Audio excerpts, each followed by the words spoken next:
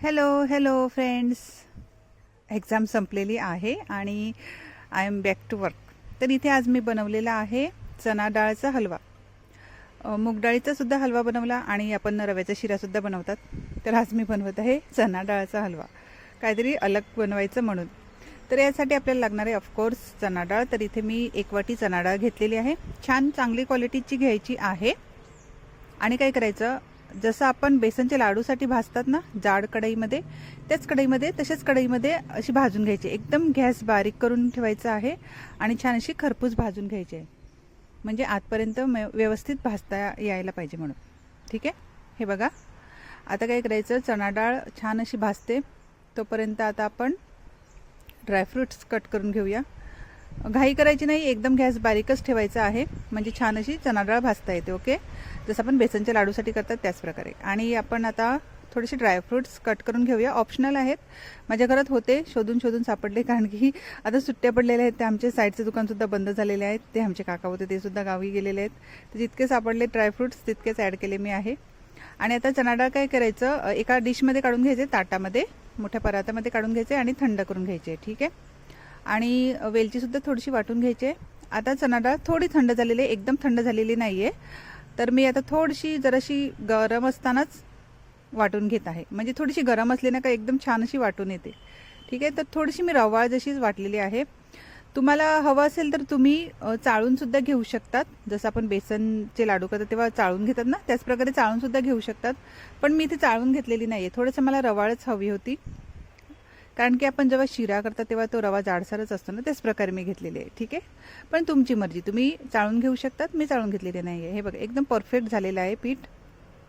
आता एका परात्यामध्ये काढून घ्यायचं आहे. ठीक, आता काय करायचं, आपण साखरेचा पाक बनवून घेऊया. तर इथे मी नॉनस्टिक पॅन घेतलेला आहे. साखरेचा पाक म्हणजे एकतारी पाक बनवायचा नाही आहे, जरा उकळी यायची आहे इतकीच.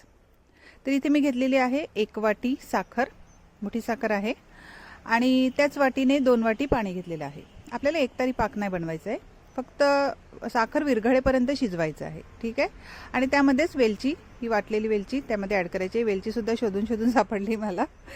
तर आता काय करायचं, गॅस मिडियम गॅस ठेवायचा आहे आणि छान अशी उकळी काढून घ्यायची आहे. साखर छान विरघळली, 5 मिनटं लागतात. तर त्यामध्ये आता काय करायचं, ते साईडला करून ठेवायचं आणि जाडसर पुन्हा कढई घ्यायची आहे. नॉनस्टिक कढई घेतली तरी चालेल, मी इथे लोखंडी कढई घेतलेली आहे. आणि त्यामध्ये 1 वाटी इतकं मी डालडा तूप ॲड केलेलं आहे, दाणेदार तूप. ओके, आता तूप विरघळेपर्यंत शिजू द्यायचं आहे आणि त्यामध्ये ॲड करायची ही चणा डाळची पावडर. सॉरी. आणि आता काय करायचं आहे, 5 ते 7 मिनटापर्यंत छान असं शिजू द्यायचं आहे. हे बघा, चणा डाळ आपण छान अशी भाजलेलीच आहे, म्हणून जास्त शिजवायची गरज नाही, फक्त 5 ते 7 मिनटापर्यंत लो गॅसवर शिजू द्यायचं आहे. ठीक आहे, म्हणजे साईडने जरासा फेस जसा यायला लागला ना का मग इतकं शिजवायचं आहे. ओके, आणि आता हे बघा एकदम परफेक्ट झालेला आहे. आता त्यामध्ये ॲड करायचे साखरेचा पाक, साखरेचं पाणी जे आपण करून ठेवलं होतं ना साईडला. आणि हो, जरा थोडं सावकाश, ओके, नाहीतर हातावर यायची शक्यता असते. आणि काय करायचं, साखरेचा पाक, साखरेचं पाणी त्यामध्ये ॲड केलं का लगेच गॅस बंद करायचं आहे, कारण की फक्त 25 ते 30 सेकंदामध्येच हलवा तयार होऊन जातो. हे बघा, लगेच मी गॅस बंद केलेला आहे आणि हलवा छान असा शिजलेला आहे.